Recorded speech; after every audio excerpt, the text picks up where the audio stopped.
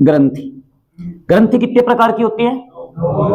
दो नहीं, तीन प्रकार की। अंतःस्रावी ग्रंथि, बहिःस्रावी ग्रंथि और मिश्रित ग्रंथि। अंतःस्रावी ग्रंथि क्या छोड़ेगी? हार्मोन। बहिःस्रावी ग्रंथि क्या छोड़ेगी? एंजाइम। और मिश्रित क्या छोड़ेगी? हार्मोन एंजाइम दोनों। वो कितनी है? एक ही है बॉडी में। अगर किसी को याद नहीं, पेपर में ऐसे क्वेश्चन आ जाएगा, हार्मोन का स्त्रावण कौन सी ग्रंथियां करती है? एंजाइम का स्त्रावण कौन सी ग्रंथियां करती है? अगर कभी आप भूल जाओ कि अंतःस्रावी बहिःस्रावी में, कैसे याद रखे हार्मोन एंजाइम, भूल जाओ। देखो मैंने बोला था ऐसी ग्रंथियां जिनके अंदर नलिका नहीं पाई जाती है वो है अंतःस्रावी। देखो अंतःस्रावी नाम से पता चल रहा है, अंतः का मतलब अंदर, यही होगा। अंदर किसमें? रक्त के अंदर। ये नलिका है, छोटी सी जारी है, भी हार्मोन निकलेगा वो किसमें जाएगा? सिंपल सी बात है, रक्त के अंदर जाएगा। तो एंजाइम किसमें जाएगा? वो भी रक्त में। तो कोई एक नलिका है छोटी सी, ऐसे यूं सोचो, डायरेक्ट इससे कोई लिक्विड निकला, सीधा अंदर मिल गया। अंदर, अंदर किसके अंदर? रक्त के अंदर। वो अंतःस्रावी है। कोई नलिका ने लिक्विड छोड़ा, वो सीधा अंदर गया, रक्त के अंदर मिल गया, वो तो है अंतःस्रावी, डायरेक्ट जाएगा सीधा।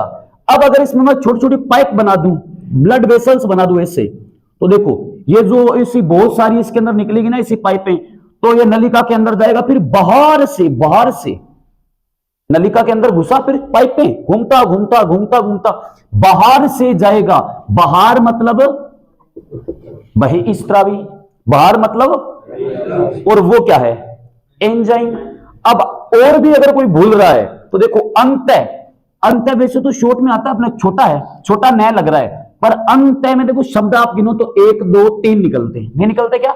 और 3 से ही क्या बनता है? हार्मोन बनता है। तो ऐसे, वैसे तो अनंत, ये बात तो सही नहीं है, पर आड़ू तरीका होता है याद करने के लिए। तो अनंत है, इनफाइनेटिव है। अंत शॉर्ट करेंगे थोड़ा सा, 1 2 3, 3 से बनेगा क्या? तो अंतःस्रावी ग्रंथियां क्या छोड़ेगी? और बहिःस्रावी क्या छोड़ेगी? ऐसे याद रख लेना। अब रही बात अंतःस्रावी ग्रंथियां है कौन कौन सी, एक लाइन बताई थी, पेपर में क्वेश्चन आएगा, निम्न में से कौन सी एक अंतःस्रावी ग्रंथि है? तो लाइन क्या थी? पीयूष ए पापी था। पीयूष खुद एक ग्रंथि है, ए से ए, पापी पा से पैराथायराइड या पाराथायराइड, पी से पिनियल काय, पापी था से थाइमस, था से थायराइड। पेपर में सिंपल सा क्वेश्चन बनेगा, निम्न में से कौन सी एक अंतःस्रावी ग्रंथि है? तो माइंड में एक लाइन फिक्स कर लो, पीयूष ए पापी था। अच्छा, अंतःस्रावी ग्रंथियां क्या छोड़ती है? तो फिर नर जनन तंत्र से हार्मोन निकलते हैं, मादा जनन तंत्र से। नर के अंदर क्या होता है? वृषण। मादा के अंदर होता है अंडाशय। इसका मतलब 2 ग्रंथियां और रह गई, एक वृषण ग्रंथि और एक अंडाशय। वृषण ग्रंथि अंडाशय ग्रंथि को आगे वाले टॉपिक में चर्चा करेंगे, जनन तंत्र पढ़ेंगे ना। नर जनन तंत्र में वृषण आएगा और मादा जनन तंत्र में अंडाशय आएगा। तो इसको अभी यहां पर अपने एक बार छोड़ देते हैं, ड्रॉप करते हैं, क्योंकि पहले आपको जनन के बारे में पता होना चाहिए, फिर ही आप वृषण के बारे में जान पाओगे। तो इसको जनन में पढ़ेंगे। अब पहली अंतःस्रावी ग्रंथि अपने शुरू करते हैं, सबसे पहली, ठीक है, पहली आपकी अंतःस्रावी ग्रंथि जिसका नाम है पीयूष ग्रंथि। क्या नाम है? अब देखो आप लोग बोलोगे नहीं, शांत रहोगे, ठीक है, जब मैं पूछूंगा तभी बोलना है। पीयूष ग्रंथि को इंग्लिश में कहते हैं पिट्यूटरी ग्लैंड, तो आप इसको कह सकते हो, दूसरा नाम इसका है पिट्यूटरी ग्रंथि, ठीक है। अब सोचो, इसको आपने बचपन में पढ़ा होगा, मास्टर ग्रंथि, है ना। किस ग्रंथि को मास्टर ग्रंथि कहते हैं? पीयूष ग्रंथि। देखो कैसे होता है, ये आपकी बॉडी है, मान लो ये कोई बॉडी है, ये आपके मस्तिष्क के अंदर ग्रंथियां हैं। एक तो आ गई आपकी हाइपोथैलेमस ग्रंथि, पिनियल काय ग्रंथि, और उसके बाद आ गई आपकी पीयूष ग्रंथि। गले में आओगी, गले में गलगंड रोग होता है, नाम सुना होगा, तो गले में होती है थायराइड ग्रंथि। शॉर्ट में बता रहा हूं, बाकी आगे और पढ़ेंगे, मोटा मोटा समझो। ये आपके फेफड़े आगे, छाती के अंदर थाइमस ग्रंथि है, यहां पर नीचे अमाशय ग्रंथि है, फिर अग्नाशय ग्रंथि है, यहां पे लीवर है, यकृत ग्रंथि। मादा होगी तो अंडाशय ग्रंथि, और नर होगा तो वृषण ग्रंथि। और यहां आपकी किडनी आ गई, ये वाला भाग किडनी है आपकी एड्रीनल ग्रंथि। तो कितनी ग्रंथि है, बहुत है ना। सारी ग्रंथियों का नियंत्रण करती है पीयूष। कौन सी करती है, तो पीयूष इसका नियंत्रण करती है। तो आप पीयूष को मान लो मास्टर, जैसे मान लो, बाकी सारी ग्रंथियों को आप मान लो स्टूडेंट। स्टूडेंट मान लो, स्टूडेंट का कंट्रोल कौन करता है, समझ गए ना। मुस्कुराते रहा, हंसते हंसते पढ़ लो, ऐसी कोई बड़ी बात नहीं। मास्टर करता है, नहीं करता क्या, स्टूडेंट का कंट्रोल करेगा मास्टर। और मास्टर मान लो स्कूल के अंदर आनाकानी कर रहा है, कोई प्राइवेट स्कूल है, तब आप किसके पास जाओगे, HM के पास जाओगे, हेड मास्टर के पास, कि वो मास्टर है नहीं मैंने पढ़ाओ कौन डंगू, ठीक है, कुटे ही कुटे तो टपा वही कठू, मैंने पसंद ही क्यों नहीं है पढ़ावे। देखो जैसे होता है ना, कई बार मन में आ जाता है कि हमारे गणित समझ ही क्यों नहीं के पढ़ावे, विज्ञान समझ ही क्यों नहीं के पढ़ावे। तो जब मास्टर में दिक्कत होगी तो आप और ऊपर जाओगे। मास्टर के ऊपर कौन बैठा होता है, तो स्टूडेंट का कंट्रोल कौन करता है, और मास्टर को कंट्रोल कौन करता है, सिंपल सी बात है। तो पीयूष ग्रंथि को अगर आप मास्टर ग्रंथि मान लो, तो बाकी बची हुई सारी ग्रंथियां ना वो किसकी श्रेणी में आएगी, स्टूडेंट में।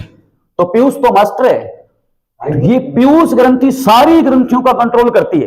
ये ऑर्डर देगी किस बच्चे को क्या काम करना है, क्या पढ़ना है, क्या नहीं पढ़ना। पर पीयूष का भी ऊपर बापू बैठा है, वो यहां पे बैठी हाइपोथैलेमस। तो ऊपर आ गया हाइपोथैलेमस, हाइपोथैलेमस। इसको तो कहते हैं हेडमास्टर ग्रंथि, पीयूष को कहते हैं मास्टर ग्रंथि। क्यों कहते हैं, पीयूष ग्रंथि सभी अंतःस्त्रावी ग्रंथियों का नियंत्रण करती है। जितनी इंडोक्राइन ग्लैंड है उनका कंट्रोल कौन करेगी, पीयूष। तो पीयूष तो बन गया मास्टर, और पीयूष का कंट्रोल कर रहा हाइपोथैलेमस, इसलिए ये बन गया हेडमास्टर। अब आपकी वाली लाइन में आते, सेना वाली लाइन में।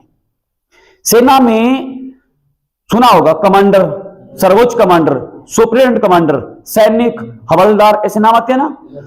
तो पीयूष को तो अगर आप मान लो कमांडर, पीयूष को मान लो आप कमांडर, तो बाकी बची हुई सारी ग्रंथियां नीचे आ गई इसके अंदर।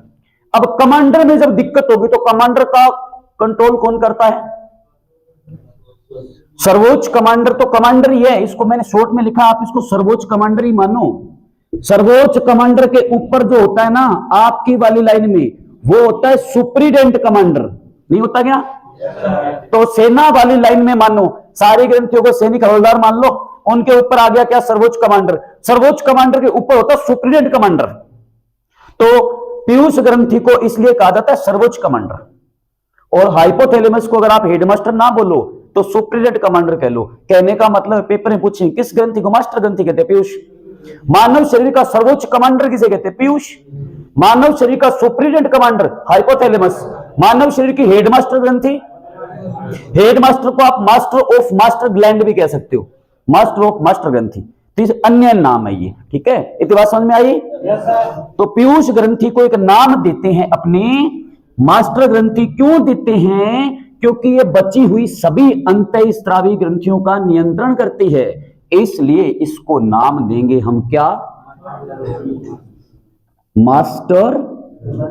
मास्टर ग्रंथि ना बोलो तो एक और नाम दे दो इसे, सर्वोच्च कमांडर। सेना वाली लाइन में लेकर आओगे तो इसे सर्वोच्च कमांडर के नाम से जाना जाता है। तो पीयूष ग्रंथि या फिर पिट्यूटरी ग्रंथि या मास्टर ग्रंथि या सर्वोच्च कमांडर, ये बोल दो। ये भी ना बोलो, इसे आप एक और नाम दे। तो यहां लिख रहा हूं क्योंकि जो ऑनलाइन पढ़ेंगे उनको दिखाई नहीं देगा। इसे मानव शरीर की सेल टर्शिका भी कहा जाता है, सेल टर्शिका। क्यों, पीयूष ग्रंथि कहां है, ये आपके जो खोपड़ी है ना, मस्तिष्क के अंदर है। अब मस्तिष्क में हड्डियां बताई थी मैंने, कपाल में कितनी होती है, 14वीं का चांद। चेहरे को देखकर बताओगे 14 वैसे गई, एक गले में 15, कान में 6, 15 और 6 21, पीछे कितनी बची 8। सिर के अंदर सारी कितनी 29, कपाल के अंदर है, शीरीब्रह्म के अंदर है, मुख्य भाग मस्तिष्क का शीरीब्रह्म। आगे पढ़ेंगे तंत्रिका तंत्र। तो सबसे पहली खास बात, स्थिति कहां पर पाई जाती है, पहली खास बात तो पीयूष ग्रंथि होती है मस्तिष्क में, दिमाग के अंदर होती है।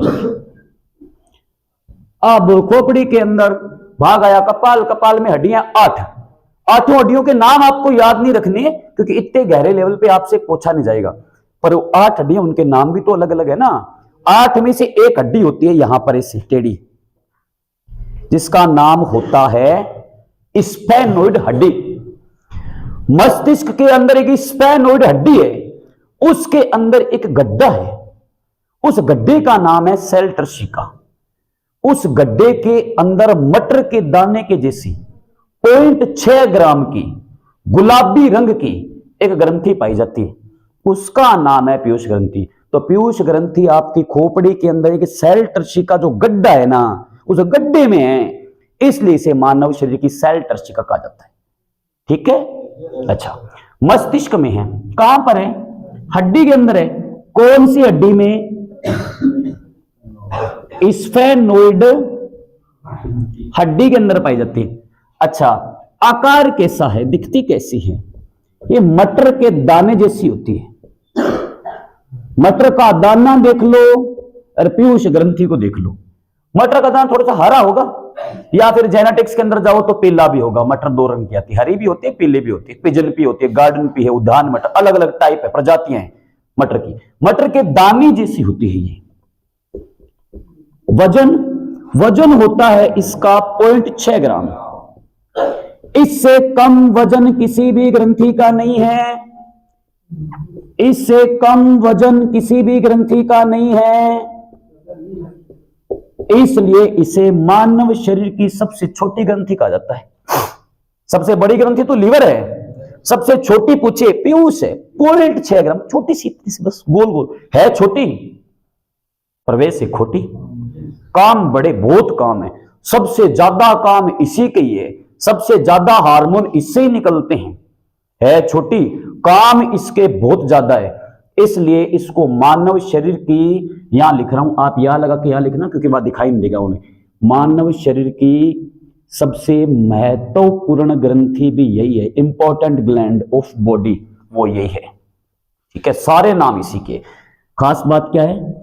शरीर की सबसे छोटी ग्रंथि। कैसी छोटी है ये? हार्मोन छोड़ने वाली छोटी है, अंतःस्रावी है, एंजाइम वाले में नहीं, वो अलग है। सबसे छोटी ग्रंथि कौन से वाली? जो हार्मोन छोड़ती, वो यही है। ये तो इसकी खास बात है। शब्द को वापस सुनो। पीयूष ग्रंथि कैसी ग्रंथि है? अंतःस्रावी है। क्या छोड़ेगी? हार्मोन छोड़ेगी। कहां पर है? दिमाग के अंदर। कैसी है? मटर के दाने जैसी। वजन कितना के? 0.6 ग्राम। रंग कैसा है? गुलाबी। सबसे छोटी ग्रंथि। यहां तक क्वेश्चन कैसे बनेंगे? सबसे पहला क्वेश्चन, मानव शरीर की मास्टर ग्रंथि किसे कहते हैं? मानव शरीर का सर्वोच्च कमांडर किसे कहते हैं? शरीर की सेल टर्शिका किसे कहते हैं? मानव शरीर की सबसे महत्वपूर्ण ग्रंथि कौन सी है? पीयूष ग्रंथि का संबंध शरीर के किस अंग से है? पीयूष ग्रंथि का संबंध शरीर की किस हड्डी से है? मटर के दाने के आकार की कौन सी ग्रंथि होती है?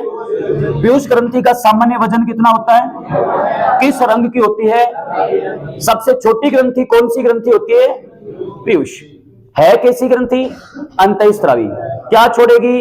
अंतःस्रावी, तो हार्मोन ही छोड़ेगी। तो अब पढ़ते अपने पीयूष ग्रंथि से निकलने वाले हार्मोन। नोट कर लिया? इतना उतार लिया? नहीं उतारा? उतारो उतारो।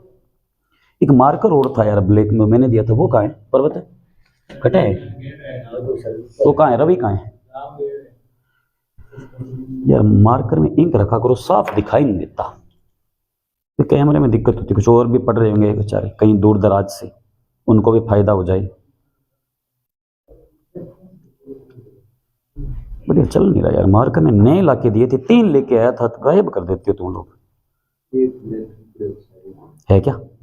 देख लिया था? नहीं है तुझा जा रहा था, पूरा गहरा चलता है ना थोड़ा, तो बढ़िया दिख जाता है। बाकी देखो स्टडी पे फोकस करना है। बाकी आजकल लोग ऑनलाइन प्रोजेक्टर पढ़ाते हैं और बहुत सारे सिस्टम है, ठीक है, पर जरूर नहीं है कि जो प्रोजेक्टर पे जो मिल रहा है वो आपको इस व्हाइट बोर्ड पे ना मिले। जिसको पढ़ना है ना वो तो मैटर देख के पढ़ लेगा।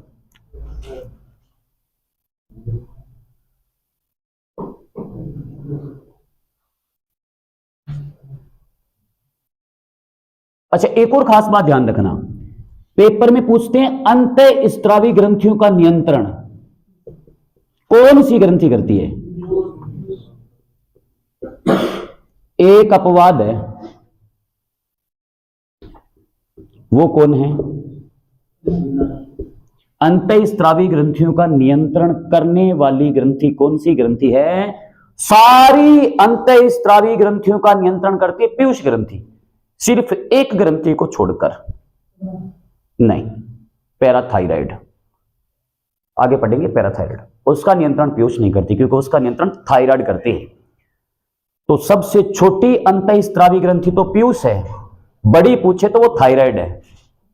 क्या चल लगे?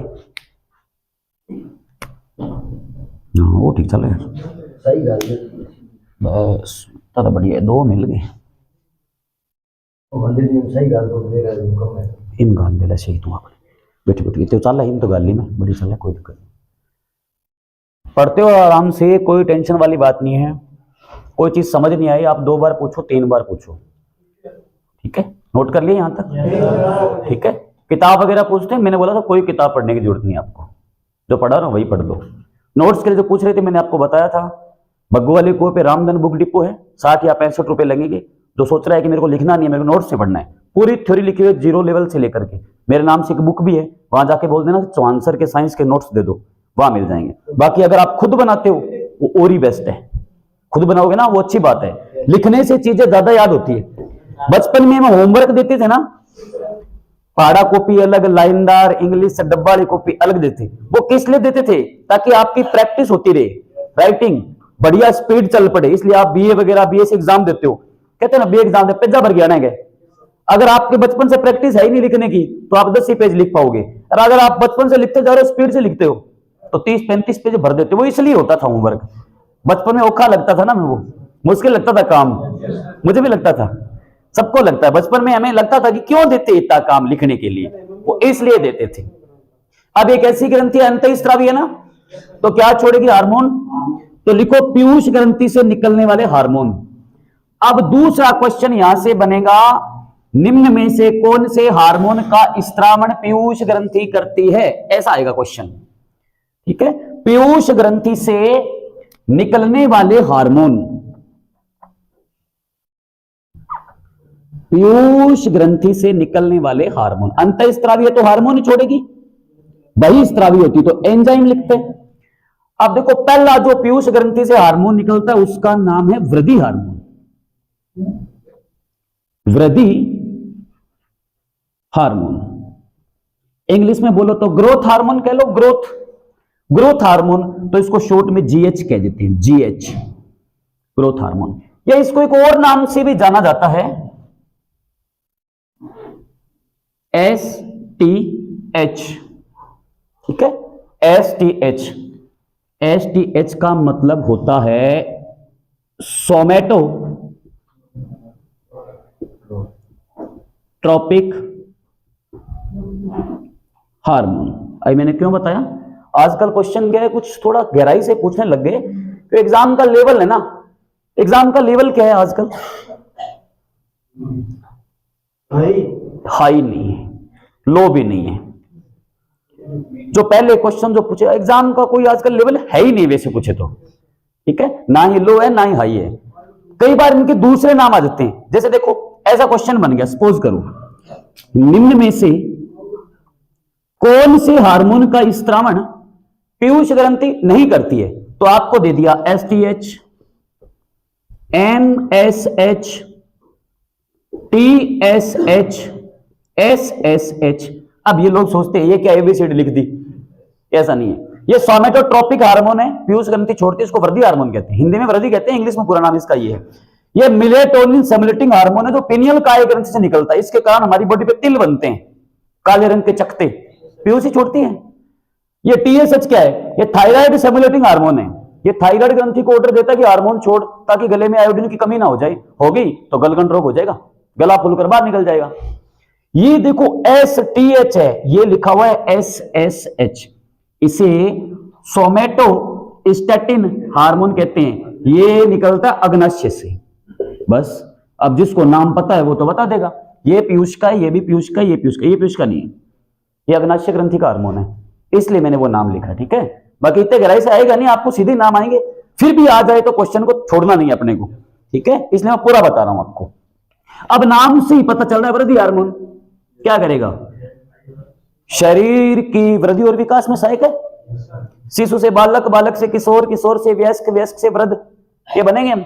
तो क्या हो रहा है, हमारी शरीर की कायिक कोशिकाओं की लंबाई और चौड़ाई में वृद्धि विकास हो रहा है। कई लोग देखे होंगे, देखने पर लगेगा कि ये तो बालक ही है। उम्र पूछो कितनी है, 26 साल है कि तो 3.5 फुट को बटी गोड्डा बटी मोटा ठाक होने लगे, किन्ने जुगाड़ की है नानो सो बिंग और कौन सी है टेलर बिंग कपड़ा और कौन से बेगो सो, ठीक है। दंगा से बदले आदमी की पेंट जो पिरा नहीं वो पूरा पेंट में ही आ जाए, ऐसे भी होते हैं, वो इसी का काम है। ये हार्मोन ढंग से निकला तो आपके शरीर की वृद्धि विकास हो जाएगी, नहीं निकला तो वृद्धि विकास नहीं होगा। देखे होंगे ना बोलने लोग, ठीक है ना, सूरतगढ़ में 3, 4, 5 आपको मिल जाएंगे। आप मार्केट की तरफ जाओगे ना, बग्गू वाले को सीधा निकलोगे, एक ठिगना सा है, दुकान है नुक्कड़ पे, ठीक है ना, है वृद्ध, उम्र उसकी कम से कम 45 साल है। आप उसके सामने खड़े हो जाओगे, आपको बच्चा सा लगेगा वो देखने पे, बंदर सो लगे नहीं, वो विषय हुआ फिर। तो काम क्या है, बोलो मत, बोलो मत, बोलो मत, आवाज नहीं आनी चाहिए। मेरा मूड बढ़िया, आज शांति से बैठे रहो। शरीर की वृद्धि विकास में सहायक, तो एग्जाम में आपसे क्या पूछेंगे, शरीर की वृद्धि और विकास में सहायक हार्मोन कौन सा है, उत्तर होगा STH। पूरा नाम क्या है, सोमेटोट्रोपिक हार्मोन। अब मान लो ये जो आपका वृद्धि हार्मोन था ये निकलेगा तो शरीर की वृद्धि विकास होगी, और ये अगर नहीं निकला तो वृद्धि विकास। तो मुझे बताओ, अगर आपकी बॉडी के अंदर वृद्धि हार्मोन की कमी होगी तो क्या होगा, और वृद्धि होगी तो क्या होगा। सोचो, पेपर में क्या पूछेंगे, वृद्धि हार्मोन की कमी से कौन सा रोग होता है, वृद्धि हार्मोन की अधिकता से कौन सा रोग होता है। सिंपल सी बात है, वृद्धि हार्मोन का काम है शरीर की वृद्धि और विकास में सहायक है। वृद्धि हार्मोन है तो शरीर की वृद्धि और विकास होगा। अब मान लो वृद्धि हार्मोन है तो ही वृद्धि विकास होगा, वृद्धि हार्मोन की होगी कमी तो वृद्धि विकास नहीं हो पाएगा, वृद्धि विकास नहीं हो पाएगा तो शरीर की लंबाई चौड़ाई है वो घट जाएगी, तो रोग पैदा होगा में बोनापन। वृद्धि हार्मोन होता तो वृद्धि होती, वृद्धि हार्मोन की तो कमी होगी तो रोग हो गया बोनापन रोग। बोने लोगों को नाम देते हैं इंग्लिश में मिजेट्स, तो मिजेट्स कह सकते हो आप इनको, मिजेट्स। अब मान लो वृद्धि हार्मोन का काम क्या है, शरीर की वृद्धि विकास करवाना, शरीर की वृद्धि विकास करवाना। वृद्धि हार्मोन है तो शरीर का वृद्धि विकास होगा। वृद्धि हार्मोन की आपकी बॉडी के अंदर अधिकता हो गई, इसका काम क्या था, वृद्धि विकास करवाना। ये होता तो वृद्धि विकास करवाता, काम इसका है वृद्धि विकास करवाना, इसकी होगी अधिकता तो वृद्धि विकास भी ज्यादा हो जाएगा। काम वृद्धि करवाना, ज्यादा निकल गया ज्यादा वृद्धि हो जाएगी। 7 फुट आओ गटर का हाथ लगाना लो, मार्केट में देखकर स्वतः ही नहीं ये नहीं, ये तो सामान्य है, ठीक है। ये रोग है ना, वृद्धि हार्मोन की अधिकता से वृद्धि हो जाएगी ज्यादा, काम है वृद्धि करवाना, ज्यादा निकल गया तो वृद्धि ज्यादा करवा देगा, तो शरीर हो जाएगा असामान्य लंबा चौड़ा, असामान्य लंबा चौड़ा प्रतीत होगा मनुष्य। जैसे महाभारत के अंदर भीम था उसके जैसा दिखेगा, तो सेकंड लैंग्वेज बनती है भीमकाय आकार, भीमकाय आकार। शरीर ना भीम के जैसा प्रतीत होगा, या दिखेगा मनुष्य आपको दानव के जैसा, राक्षस दिखेगा, राक्षस। तो आप कह सकते हो दानवाकार आकार, ठीक है। असामान्य लंबा चौड़ा बोल दो, भीम के जैसा बोल दो, दानव के जैसा, है ना। वृद्धि हार्मोन की कमी की वजह नहीं है, बॉडी में पीयूष ग्रंथि से वृद्धि हार्मोन कम निकलेगा कभी, वो कमी होगी पोषक के लिए, जैसे कई महिलाएं होती है। आगे पढ़ेंगे, अभी अक्षर सुना रहा, बताता हूं कमी वृद्धि कैसे होती है, ठीक है, अभी पढ़ेंगे। तो शरीर असामान्य लंबा चौड़ा प्रतीत होगा, यानी 7 फुट आओ गटर का हाथ लगाना लो। आप मार्केट में जा रहे हो, आप घूम रहे हो, भीड़ है, किसी मनुष्य को देखा तो देखने के बाद से आपके मुख से स्वतः ही शब्द निकलेंगे, वो भी है। अरे महिलाएं देखेगी तो ऐसा मनुष्य पास से अगर निकल जाए, कोई हाथ वगैरह टच कर गया तो ये देख के बोले कि रख सुना हुए, तो राक्षस कहते हैं बागड़ी में, राक्षस होता, राक्षस दानव के जैसा दिखेगा। ठीक है। और वो मनुष्य अगर निकल जाए, गुस्सा भी आ गया, तो सामान्य मनुष्य पास से गुजरा ना, वो ये बोलेगा राम राम भाई जी, है ना, गलती होगी, है ना। उधर ही आपके सामने ये वाला आ गया तो हाथ टच कर गया, अब किए मालिक थप्पड़ की नहीं हटवा, ये कह देते हो ना। तो यूं देखोगे तो ये वाला है, ठीक है, एक मुंह चक्कर। इधर देखोगे तो भाई जी गलती होगी, माफ करो। आपको दिख रहा है कि ऊपर थप्पड़ मारो, नहीं तो नीचे घुसेड़ दे वो। 7 फुट हो, गाटर का हाथ लगाना रो, बन पेड़ी पूड़ी की जूठ कौन पड़े, कुर्सी कर पंखों पर नट कसना वाली, वो आप ही लंब पर कस दे, इशू है वो। उसको कहते हैं दानव, राक्षस या भीम के जैसा। यह शरीर असामान्य लंबा चौड़ा प्रतीत होगा। ये पहला हार्मोन है किस ग्रंथि का? तो क्या पूछेंगे, शरीर की वृद्धि और विकास में सहायक ग्रंथि कौन सी है? हार्मोन कौन सा है? किस हार्मोन की कमी से बौनापन रोग पैदा होता है? किस हार्मोन की अधिकता से शरीर असामान्य लंबा चौड़ा प्रतीत होता है? किस हार्मोन की अधिकता से शरीर भीमकाय आकार का प्रतीत होता है? और किस हार्मोन की अधिकता शरीर दानवाकार आकार का प्रतीत होता है? पहला तो वृद्धि हार्मोन निकलेगा तो आपकी बॉडी की लेंथ है वो बढ़ेगी, कम निकल गया तो घटेगी, ठीक है। कईयों में दिक्कत जाती है, तुम लोग कहते हो ना फिजिकल हो रहा है, लंबाई में निकाल दिया मुझे, पेपर पास था, सब physical total A to Z था, लंबाई में इतनी कमी रहेगी तो ओढ़ मुंह देख लो, इन गाड़ का दिख रो, समझ गए? आनुवंशिक लक्षण, आनुवंशिक रोग तो अलग होते हैं, वो तो पीढ़ी दर पीढ़ी उतार लिया गया। आनुवंशिक लक्षण में जरूरी नहीं होगा आपकी दादी है 4 फीट की और आपके दादा के 5.5 फीट के, तो जरूरी नहीं है कि आपके पापा, चाचा, ताऊर, बुआ सारे छोटे होंगे। आपकी दादी बोनी है, दादा आपका लंबा है, तो आपकी पीढ़ी में सारे के सारे लंबे ही पैदा हो सकते हैं। तो वहां ये सोचने वाली बात नहीं है कि दादी तो हमारी बोनी थी, फिर लंबे कहां से आ गए, तो ऐसा कुछ नहीं है। दादा बोना है, दादी लंबी है, जरूर थोड़ी है, ऐसा होता है ना। किसी नर और महिला का हुआ होगा, हो सकता है कि लड़की लंबी हो, लड़का बोना हो। अब लड़का बोना है, लड़की लंबी है, सारे बच्चे लंबे पैदा हो गए, डाउट वाली बात थोड़ी है, ऐसा कुछ नहीं है। अनुवांशिक लक्षण है F1 पीढ़ी F2, F1 पीढ़ी में प्रकट हो गए तो प्रभावी नहीं होता है, प्रभावी, तो उसमें कोई टेंशन वाली बात नहीं, वो अलग चीज होती है, उसको पढ़ेंगे जेनेटिक्स में। बिल्कुल, इसमें एक एथलीट भी एक महिला है ना, हाँ वो महिला एक वो पोल के अंदर। इधर देखो, अरे सारी चीजें बताओ, शांत रहो, शांत रहो, ठीक है। ज्यादा तुम लोगों को वैज्ञानिक नहीं बनना, रिसर्च मत करो, पेपर के काम की चीज पढ़ लो, ठीक है। डॉक्टर नहीं बनना है। किशोरावस्था के बाद में लक्षण खत्म हो जाते हैं, ये 12-13 वर्ष के बाद पता चल जाता है कि लंबाई बढ़ेगी कि नहीं बढ़ेगी। किशोरावस्था में ये हार्मोन से पता चल जाता है। किशोरावस्था के बाद वो 18, 19, 20 साल का हो जाएगा ना, तो वो रहेगा भाई। किशोरावस्था के समय जैसे कहते हैं ना, अब जैसे मान लो आप में से किसी की लंबाई मान लो 4 फीट है, 5 सोच करो 4 फीट है, तो अब आप जितना मर्जी खा लो, कुछ भी कर लो, वही रहेगी वो। अब वो बढ़ने वाली है नहीं लंबाई, ठीक है। बोनविटा चाहे बोनविटा अगर जो ड्रम है नहीं, डबोर पाछो काट रखो सर दिन में, कोई फर्क नहीं पड़ेगा। बहुत सिंपल सी बात है, फिर लगा गोरा हो जाएंगे तो ऐसा थोड़ा मोट मोटा होता काला काला, अपन से सफेद रंग पजामो को तो बिरा दे नहीं, मैं कोई अलग पता सक मकोड़ो बैठे जाने पलकारा मारते यार रात में देख बंदो ड्रिजे बन, तो कोई फर्क नहीं पड़ता, ठीक है। तो ये सब बकवास है, बोनविटा कौन ही हुए, फिर लवली आपने इंडिया में क्यों चला, साउथ में तो एक ही बंदो गोरो कौन ही हो, वन तो फिर ड्रम में डबो डबो कट रखा भले बुरचू दो रहा फिर तो ही बे कोनी माई का लाल बे भिसा ही रहेगा, तो उनका कोई फर्क नहीं पड़ता। किशोरावस्था में हार्मोन का काम है सारा ये। अब इधर देखो, दूसरा हार्मोन है ऑक्सीटोसिन हार्मोन। अभी पीयूष ग्रंथि चल रही है, ध्यान रखना, सारे हार्मोनों के नाम याद रखने हैं, सबसे इंपॉर्टेंट यही है वैसे। अब मैं मोटा मोटा बता देता हूं।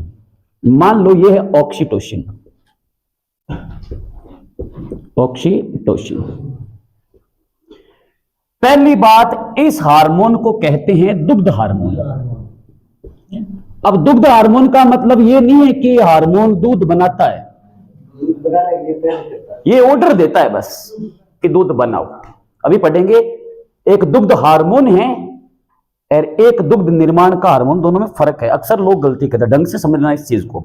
इसी कोई दूसरा हार्मोन नाम देते हैं बोर्न हार्मोन, यानी जन्म हार्मोन। ये हार्मोन निकलेगा तो ही बच्चा पैदा होगा, वरना नहीं होगा। ऑपरेशन होता है उस कंडीशन में। मां जब एक बच्चे को जन्म देती है ना, ये क्वेश्चन आया था पिछली बार जीडी के अंदर आया था एसएससी में, कि बच्चे के जन्म के समय मादा को उत्पन्न होने वाली पीड़ा क्या कहलाती है? प्रसव पीड़ा कहते हैं। ठीक है, जो पीड़ा शुरू होती है, पेट में दर्द होता है ना, अपने कहते हैं कि बच्चा पैदा होने वाला है, तो आप महिला को हॉस्पिटल ले जाके एडमिट करवाते हो। डॉक्टर बोलते थे अभी 3 दिन 4 दिन एडमिट रखेंगे, है ना, तो उस समय जो दर्द हो रहा है ना मादा को, उसको प्रसव पीड़ा कहते हैं। बच्चे के जन्म के समय मादा को उत्पन्न होने वाली पीड़ा क्या कहलाती है? प्रसव पीड़ा। प्रसव पीड़ा के लिए उत्तरदायी हार्मोन ये है, इसी को कहा जाता है लव हार्मोन। क्या चीज है ये? देखो, दुग्ध हार्मोन का मतलब ये नहीं है कि ये दूध बनाएगा।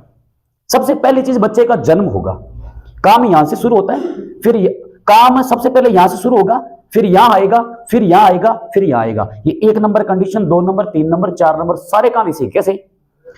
जब हम निषेचन करेंगे तो अंडाणु शुक्राणु मिलेंगे, तो गर्भाशय के अंदर गर्भ विकसित होगा। 280 से 288 दिन का टाइम पीरियड होता है, इसी दौरान बच्चा पैदा होता है। सामान्य इसको हम कह देते हैं 9 महीने, 9 मंथ का टाइम होता है। जब गर्भ के अंदर गर्भाशय के अंदर जब पूरा गर्भ विकसित हो जाएगा ना, जब बच्चा पैदा मतलब पूरा का पूरा भ्रूण बन गया, अब उसका निष्कासन आवश्यक है। पीयूष ग्रंथि दिमाग लगाएगी, वो एक बंदा भेजेगी ऑक्सीटोसिन नाम का, उसको बोलेगी कि गर्भ विकसित हो गया, बाहर निकालना जरूरी है इसको। तो वो ऑक्सीटोसिन यहां पर आएगा, गर्भाशय की दीवारों क्या करेगा? सिकोड़ेगा। गर्भाशय की दीवारों में संकुचन पैदा होगा, जिससे योनि मार्ग फैल जाएगा, बच्चे का बाहर हो गया निष्कासन। तो बच्चे के जन्म के लिए उत्तरदायी हार्मोन कौन सा हार्मोन? यही है। तो प्रसव पीड़ा किसकी वजह से शुरू होगी? इसने ही प्रसव पीड़ा शुरू की, तभी तो बच्चे का जन्म हुआ। तो पहली कंडीशन में आपने महिला को एडमिट करवाया, मान लो उसको प्रसव पीड़ा शुरू होगी और बच्चे का निष्कासन नहीं हो रहा, तो पहली कंडीशन में जब एडमिट करवाते हैं, नर्स आती है, उसको एक टीका लगाती है कि रुको अभी टाइम लगेगा, डिलीवरी का है। इंजेक्शन लगाती है ना, वो किस चीज का होता है? ऑक्सीटोसिन हार्मोन का ही टीका लगता है महिलाओं के अंदर। क्यों? गर्भ तो पूरा विकसित हो गया, अब पीयूष ग्रंथि ने जब ऑक्सीटोसिन भेजा ही नहीं, तो गर्भाशय की दीवारों में संकुचन कौन पैदा करेगा? कोई नहीं करेगा। जब गर्भाशय की दीवारों में संकुचन पैदा हुआ ही नहीं, तो बच्चे का बाहर निष्कासन नहीं हो रहा। तो उचित मात्रा में अगर ऑक्सीटोसिन का स्त्रावण नहीं हुआ, तो बाहर से इंजेक्शन के अंदर ऑक्सीटोसिन डाला जाता है कि पीयूष ग्रंथि ऑक्सीटोसिन नहीं दे रही, तो बच्चे का निष्कासन नहीं हो रहा। अब ऑक्सीटोसिन बाहर जो टीका लगेगा ना, वो ऑक्सीटोसिन हार्मोन का होता है। जब वो इंजेक्शन लगेगा, तब हो सकता है प्रसव पीड़ा शुरू हो जाए, बच्चे का निष्कासन हो जाए। अब भी नहीं हुआ, तीसरी कंडीशन होती है कि नहीं हो रहा, तो उसको कहते हो आप ऑपरेशन।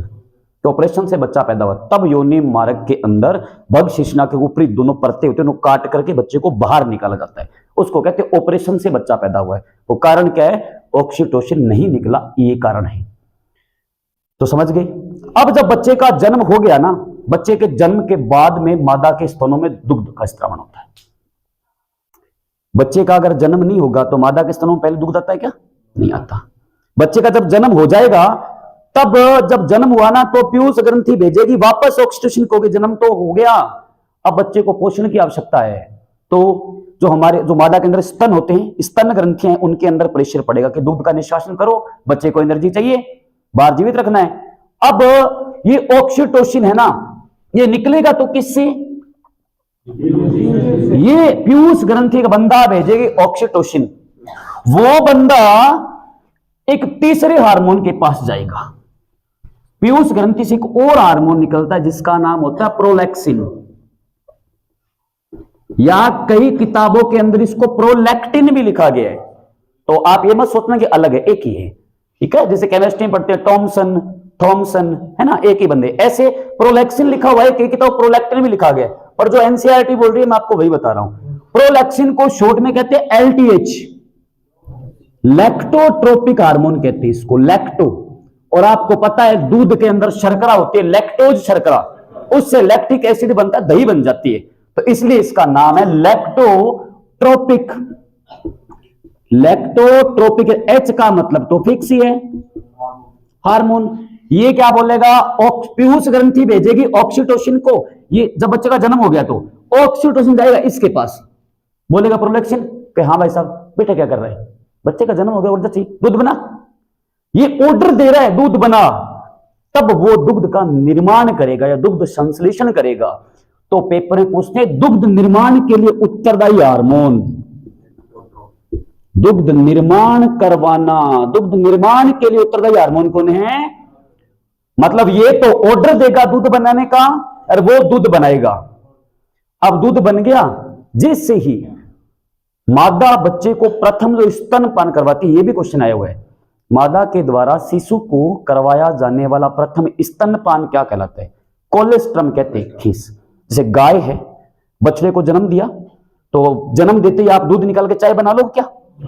3, 4, 5, 6, 7 दिन तक दूध फटता है, खीस बनाते, खीस, वो कोलेस्ट्रम होता है।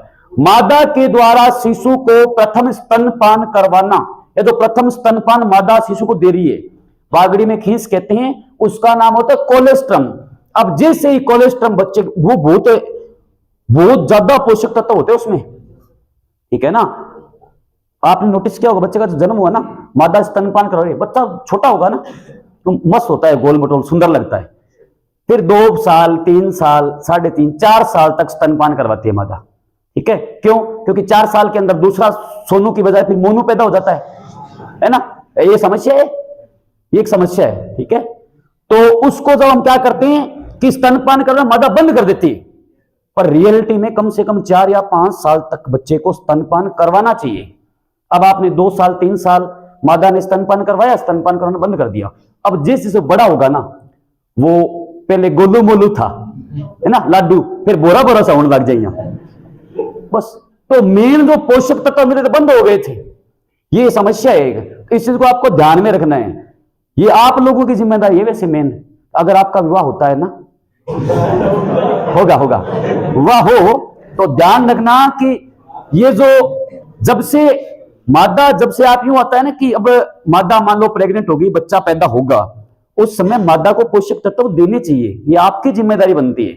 उस समय आप कहते हैं लगभग आजकल तो खून की कमी आती है ना, ये जिम्मेदारी आपकी है। उस समय बढ़िया आप जूस वगैरह, कीवी है, अनार है, सेब है, दूध है, दही है, जितना मर्जी खिलाओ, जो आपने खिलाया ना वही आपकी संतान पर जाएगा। क्योंकि मां के गर्भ से शिशु तक एक नलिका जुड़ी होती है, जिसको कहते हैं प्लेसेंटा अपरा। अब बच्चा कमजोर पैदा होगा, फिर हॉस्पिटल में आप 50-55 हजार लगा देते हो। उससे बढ़िया है कि 9 महीने में आप माता की देखभाल कर लो, अच्छा रहता है। और ये जो मैंने बताया कमजोरी वाला सिस्टम, ये इसी वजह से आता है क्योंकि कम से कम साइंस कहती है बच्चा जब 4 या 5 साल का हो जाए तब तक मादा को उसको स्तनपान करवाना चाहिए। अपने क्या करते हैं, पीछा छुड़ाने के लिए आजकल मोबाइल वाला सिस्टम है, कुत्तियों कुरियो काट दे दे अगर वो देख रखे हैं, पल्ले देगी कौन पड़ा, पल्ला अगले कौन पड़े, पर बल्लुगा ही फ्री हो जाएगी कि इधर तो जान छूटी, पर वो आगे फिर प्रभाव पड़ता उस चीज का यार। जो ये इसी वजह से जनसंख्या वृद्धि हो रही है। और जनसंख्या वृद्धि किस दशक से प्रारंभ हुई है पता है आपको? बढ़िया वाली बात बताता हूं आपको ताकि यार जीवन में काम आएगी आपके। 1980-1990 के दशक का सिस्टम है ना, वहां से जनसंख्या वृद्धि वाला काम शुरू। वैसे बुजुर्गों ने स्टार्ट कर रखा है पहले से, पर यहां से स्टार्ट हुआ है क्योंकि 1980 से 90 के दशक में लोग ना तो शिक्षित थे ना ही अशिक्षित थे, आधा पढ़ा और आधा अधूरा ज्ञान जिंदगी झंड कर देता है। अब वहां पर पुराने सिस्टम चला जा रहा है। अब 80 से 90 के दशक में पता है आपको क्या चला? एक सिस्टम, लोगों को क्या, एक विवाह होने के बाद में एक सोनू चाहिए था, है ना। अब उस सोनू जब तक वो सोनू नहीं होता था ना, उस चक्कर में घर को वो जिला बना देते थे, सोनू जरूरी चाहिए। अब जब वो एक सोनू जब शुरू हुआ, एक सोनू जब आ गया ना, तो 7-8 पैदा पहले ही कर चुके हैं, या 4 पैदा कर दिए, 4 लड़कियां, एक सोनू आ गया। उस सोनू की खुशी खुशी में 1-2 मोनू हो जाते थे। तो फिर 7 बच्चे, अब पहले साल बच्चा पैदा हुआ, फिर 2 साल बाद में, फिर 2 साल बाद में, और लगातार साल कई ऐसे होते हैं 1 साल 1.5 साल नहीं रुकते। 1 साल बच्चा पैदा हो, दूसरा फिर बच्चा। अब 3 बच्चे हो गए तो मादा स्तनपान किसको करवाएगी सोचो, ठीक है ना। तो इसलिए बच्चा पैदा करने में इतनी कोई जल्दी वाली बात नहीं। एक बच्चा पैदा हो जाए, कम से कम 2-3 साल का गैप रखना चाहिए, समझ रहे हो ना। तो ये सोनू मोनू है ना जो ये, इसलिए लोगों ने आज काम भी कर दिया। देख लो आजकल लोगों ने सोनू नाम रखना बंद कर दिया। किसी का नाम है क्या सोनू? बताओ, एक है ना। देखो इतने लोगों में एक सोनू है, ये तेरे चक्कर में कोई मोनू भी है क्या पीछे? लोगों ने नाम बंद कर दिया, अब समझदार हो गए। अब देखो इधर देखो, अब जब मादा जब जन्म हुआ और दुग्ध का, उसको पहला स्तनपान करवाएगी। नाम क्या है पहले स्तनपान का? कोलेस्ट्रम, कोलेस्ट्रॉल नहीं है, कोलेस्ट्रम। अब जैसे स्तनपान करवाया ना, मां और बच्चे के बीच में एक अटूट प्रेम स्थापित हो जाता है ना। जब तक बच्चा पैदा नहीं होगा तो नर और मादा के बीच में 100 झगड़े होते हैं, चलते रहे। और जब बच्चा पैदा हो गया ना, उसके बाद मादा का ध्यान है ना पारिवारिक, मतलब पहले कैसा भी रहा हो बैकग्राउंड, उसके बाद थोड़ा सा ध्यान उसका विचलित होता है बच्चे की तरफ में। तो बच्चा रोएगा भी ना, आप नोटिस किया होगा, ऐसे महिलाएं कहती है या आप नोटिस करना, बच्चा अगर ज्यादा रोएगा ना तो मादा के स्तनों स्वतः ही थोड़ा बहुत दुग्ध का स्रावन होना चालू हो जाता है। तो औलाद भले कितनी नालायक क्यों ना हो, सारा यही कहे हमारे छोरो सोनू है, कितनी बार बताया उदाहरण मैंने, कहते हैं ना, भले आप दूसरे कुछ भी हो, आपके माँ बाप कुछ कहते हैं क्या, वो अलग बात है, पढ़ते हैं थोड़ा डांट देंगे, पर आपके लिए प्रेम तो है उनके मन के अंदर। तो वो जब दुग्ध का स्त्रावण हुआ और बच्चे ने मादा का स्तनपान किया तो मां और बच्चे के बीच में एक अटूट प्रेम स्थापित जाता है। और मां और बच्चे के बीच का प्रेम होता है वात्सल्य प्रेम। वो इस हार्मोन का ही काम है। औलाद भले कितनी ही नालायक हो, अभी बोला है, सारे यही कहते हैं मारो छोरो तो सोनू है, भले ही पड़ोसी डांग ले ला रहे फिर मांगो तो वो सोनू, ये भी लो कौन कैबिन। तो इसलिए कहते हैं लव हार्मोन, ये वात्सल्य प्रेम है। मां और बच्चे के बीच का प्रेम क्या होता है, प्रेम अलग अलग प्रकार के होते हैं। मां और बेटे के बीच का या बच्चा या बच्ची के बीच का प्रेम क्या कहता है, वात्सल्य प्रेम। मां और बच्चे के बीच का प्रेम है फीलिंग नहीं लेनी है, लव हार्मोन, लव हार्मोन, ठीक है। वात्सल्य प्रेम लिख सकते हो, वात्सल्य प्रेम, वात्सल्य प्रेम मां और बच्चे के बीच का प्रेम है वात्सल्य प्रेम। तो मां और बेटे के बीच का प्रेम है फीलिंग कौन लेनी जमाई, ठीक है। इतने काम है इसके। एक और चीज सुनो, इधर ध्यान दो, क्या पूछेंगे, किस हार्मोन को जन्म हार्मोन कहते हैं? बच्चे के जन्म के लिए उत्तरदायी हार्मोन कौन सा हार्मोन है? प्रसव पीड़ा के लिए उत्तरदायी हार्मोन कौन सा हार्मोन है? किस हार्मोन को दुग्ध हार्मोन कहते हैं? वात्सल्य प्रेम के लिए उत्तरदायी हार्मोन कौन सा हार्मोन है? या फिर सीधा बोल सकते हो किस हार्मोन को लव हार्मोन कहते हैं? अच्छा, ऑक्सीटोसिन हार्मोन दुग्ध निर्माण की प्रेरणा किस हार्मोन को देता है? प्रोलैक्टिन। तो दुग्ध निर्माण के लिए प्रेरणा देने वाला हार्मोन कौन सा है? जबकि दूध बनाता कौन सा हार्मोन है? इसीलिए आपने नोटिस किया होगा, खास बात, दुधारू पशुओं में दूध के उत्पादन को बढ़ाने के लिए टीके लगाए जाते हैं। किसके? इसलिए लगते हैं वो। गाय दूध देती है, गाय दूध देती नहीं है, निकाला जाता है। तो स्तनों में दूध तो है। कई बार सुना होगा कि आपने मतलब खड़ चोरी अपने जो भी चारा डाल देते हैं तो कैसे होता है कि आज गा दूध दियो को लात मारगी, गा के जचगी, आज मूड कौन बिंगो, ऐसा नहीं है। स्तनों के अंदर दूध तो है, निष्कासन नहीं हो रहा। तो आपने टीका लगाया ऑक्सीटोसिन का, जैसे ही टीका लगाया ऑक्सीटोसिन का तो ऑक्सीटोसिन जाकर के सक्रिय हुआ, सक्रिय होते इधर भागा प्रोलैक्टिन के पास, ठीक है, मान तेरे दुग्ध का निष्कासन कर। स्वतः ही प्रोलैक्टिन बोलेगा भाई जी गलती होगी, अभी काट दें 2 मिनट में। स्वतः ही स्तनों के अंदर दुग्ध का निष्कासन हुआ, आपने दूध निकाल लिया। इसलिए कहते हैं दुधारू पशुओं में दूध के उत्पादन को बढ़ाने के लिए किस हार्मोन के टीके लगते हैं? 2 नंबर ये लिखो, 3 नंबर ये लिखो, इसका एक ही काम है, दूध बनाता है ये। वापस बोल रहा हूं, ध्यान रखना, ये दूध बनाता नहीं, ये देता है प्रेरणा। याद रखना, दूध वो बनाता है। उतार ले इतना, उतारो, फिर नोट लगा के लिख लेना। दुधारू पशुओं में दूध के उत्पादन को बढ़ाने के लिए ऑक्सीटोसिन हार्मोन के टीके लगते हैं। अब ये गाय को टीका लगाना सही है कि गलत है? गलत है में कौन कौन सहमत है? सही है, इसमें कौन सहमत है? एक निर्णय लिया, गलत नहीं है, ये हमारी एक धार्मिक परंपरा के हिसाब से, बाकी गलत नहीं है, सही है।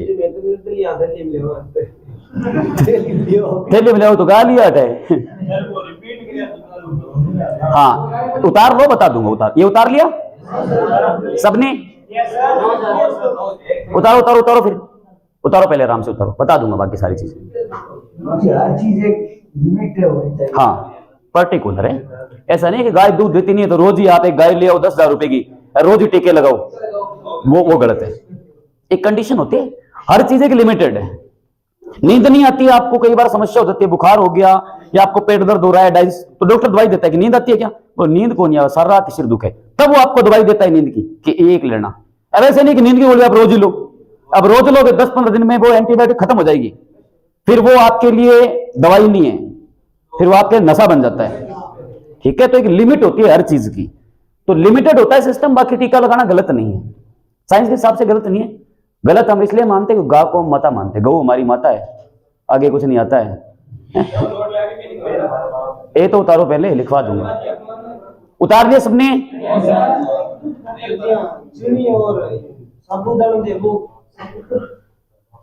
गाय का, भैंस का, बकरी का, भेड़ का जब डाइजेस्टिव सिस्टम खराब हो जाता है ना, वो उस समय देते हैं। जैसे पेड़े के अंदर नुसादर नहीं देते, गाय कई बार चरना बंद कर देती है। नुसादर आता है अमोनियम क्लोराइड, NH4 गोली आती है, पेड़े में रख दे, वो तो डाइजेस्टिव सिस्टम के लिए। कई बार आपको बुखार हो गया तो आपको नहीं देंगे क्या पैरासीटामोल, ऐसे उनके लिए भी समस्या है। ठीक है, तो लिखो नोट लगा के लाइन, दुधारू पशुओं में दूध के उत्पादन को बढ़ाने के लिए, दुधारू पशुओं में दूध के उत्पादन को बढ़ाने के लिए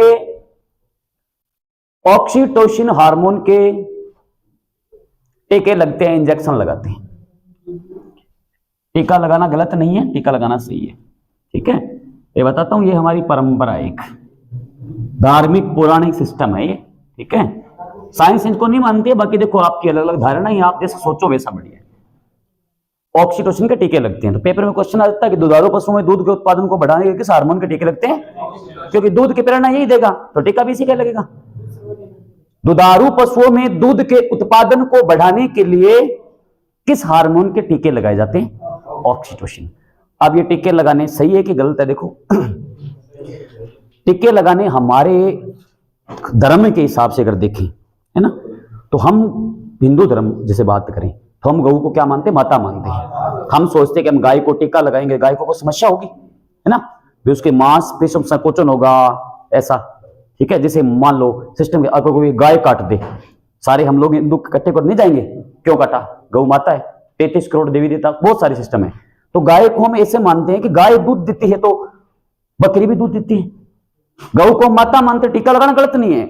गाय के स्तनों के अंदर दुग्ध तो है पर निष्कासन नहीं हो पा रहा, उसमें हार्मोन का स्त्राव नहीं हो, बेचारी वो कहां से स्तनों के अंदर दूध लाएगी, उसके अंदर है दुग्ध तो है, वो बोले निकाल लो, पर स्तनों में आ नहीं रहा।